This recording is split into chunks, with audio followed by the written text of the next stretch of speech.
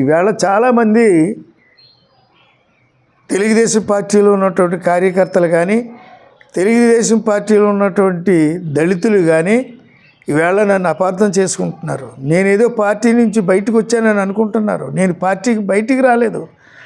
నా మెడ మీద చేయి వేసి చంద్రబాబు నాయుడు, లోకేష్ ఇద్దరు చేసినటువంటి ఆ యొక్క అవమానకరమైనటువంటి బాధాతప్త హృదయంతో బయటకు వచ్చినటువంటి వ్యక్తిని, ముఖ్యంగా తూర్పుగోదావరి జిల్లా రాజోలు నియోజకవర్గంలో ఉన్నటువంటి ప్రతి తెలుగుదేశం పార్టీ కార్యకర్తగా తెలుసు.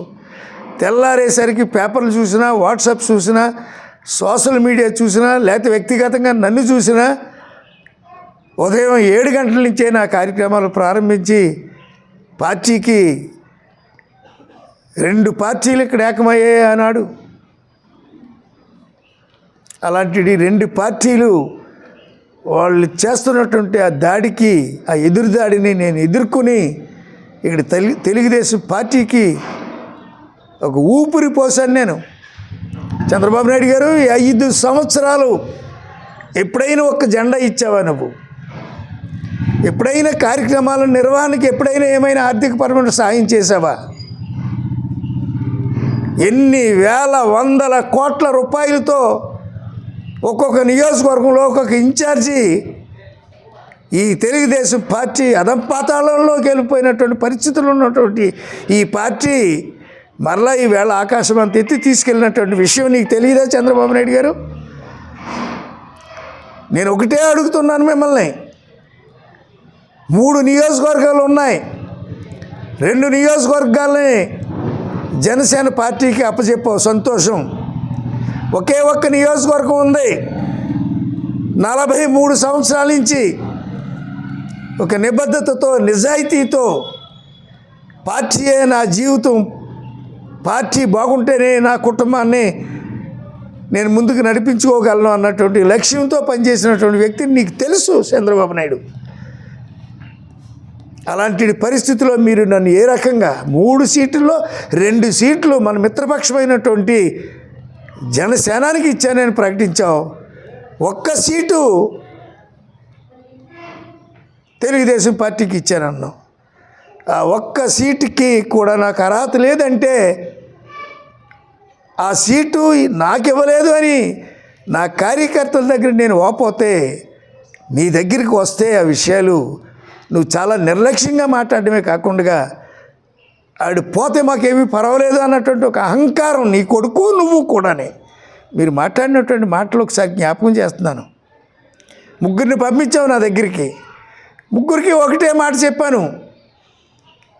జనసేన పక్షాన నువ్వు అనౌన్స్ చేయవలసినటువంటి 2 సీట్లు రాజోలు కానీ, అమలాపురం కానీ. రాజోలు జనసేనకు గెలిచినటువంటి పార్టీ. ఆ పార్టీ మాది, మాకు సెంటిమెంట్ ఉందని జనసేన అధినాయకుడు పవన్ గారు అడిగారు అన్నప్పుడు అది సమంజసమైనటువంటి మాట అని నేను మౌనంగా ఉన్నాను.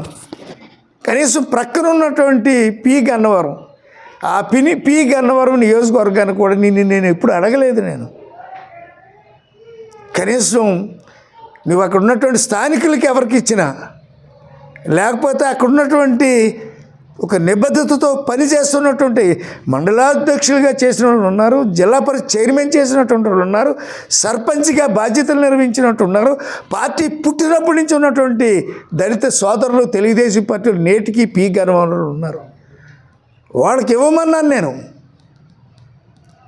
కానీ వాళ్ళకు కూడా ఇవ్వకుండా దానికి నాకు ప్రక్కనే సరిహద్దుల్లో ఉన్నటువంటి ఈ 2 నియోజకవర్గాలకి సరిహద్దులు లేవు. రాజోల్లోని కొన్ని గ్రామాల్లో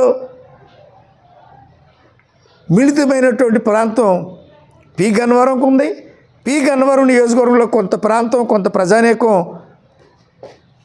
అక్కడ తెలుగుదేశం పార్టీలో కలిసినటువంటి నేపథ్యం కలిగినటువంటి ఈ 2 నియోజకవర్గాల యొక్క చరిత్రని నీకు విపులంగా చెప్పినటువంటి సందర్భాలు ఉన్నాయి. మీకు తెలుసు ఈ 2 ఒకటే అని. భౌగోళికంగా, సామాజికంగా, రాజకీయపరమైనటువంటి ఆలోచనలు ఈ 2 నియోజకవర్గాలకు ఒకటే మట్టి భూమి. నీకు రాజోలు, పి గన్నవరం నియోజకవర్గాలు గన్నవరం మొదలుపెట్టిన కాడి నుంచి రాజోలు నియోజకవర్గం చివరికి వెళ్ళే వరకు కూడా ఈ 2 నియోజకవర్గాల్లో ఉన్నటువంటి మట్టి ఒకటే, ప్రవహించే నది ఒకటే, ప్రవహించే కాలువల నీరు ఒకటే. ఇలాంటి ప్రాంతంలో నీకు తెలుగుదేశానికి ఒక కార్యకర్తే దొరకలేదా? పైపెచ్చి మీరు ఇచ్చినటువంటి అభ్యర్థిత్వాన్ని నేను ఏమీ నెగిటివ్ చేయడం లేదు, నేనేమీ వ్యతిరేకించడం లేదు. కానీ ఇచ్చే ముందు, ఆలోచించే ముందు రాజోలు కానీ గన్నవరం నియోజకవర్గం కానీ ఈ 2 తెలుగుదేశం పార్టీ అడ్డా. ఇలాంటి రెండింటి పట్ల నువ్వు చూపించినటువంటి ఆ యొక్క ఏదైతే మీ నియంతృత్వ ధోరణి, నేను మీ ప్రజాస్వామ్యం అని కానీ ప్రజాస్వామ్య విలువలతో నువ్వు సీట్ ఇచ్చావని కానీ నేను అనలేను. నీ నియంత్ర ధోరణి, నీ అహంకార ధోరణి. నీ కుమారుడు ఒక రాజ్యాన్ని ఇక్కడ స్థాపించాలనుకున్నాడు. ఆ రాజ్యం లోకేష్ రాజ్యంగా, దానికి భిన్నమైనటువంటి పదజాలాలతో వాళ్ళు చాలామంది ఈ రాష్ట్రంలో పేర్లు పెడతా ఉన్నారు. మరి అది ఆ రాజ్యాన్ని ప్రజలు పెట్టే పేర్లు నేను ఇప్పుడు అనౌన్స్ చేయను కానీ నీకు, కానీ అతను ఆలోచన చాలా దుర్మార్గమైనటువంటి ఆలోచన, అహంకారపూరిత ఆలోచన, అనాలోచిత ఆలోచన, రాజకీయాల పట్ల అవగాహన లేనటువంటి ఆలోచనలు. రాజ్యాంగంలో ఎన్ని ఆర్టికల్స్ ఉన్నాయో, రాజ్యాంగంలో ఎన్ని షెడ్యూల్స్ ఉన్నాయో, రాజ్యాంగంలో ఉన్నటువంటి ఆ ప్రియాంబుల్లో ఏ రకమైనటువంటి నిర్దేశించబడినటువంటి ఆదేశాలు ఉన్నాయో అది తెలియనటువంటి ఈ వ్యక్తి ఈ రాష్ట్రంలో, ఈ రాష్ట్ర ప్రజల కోసం,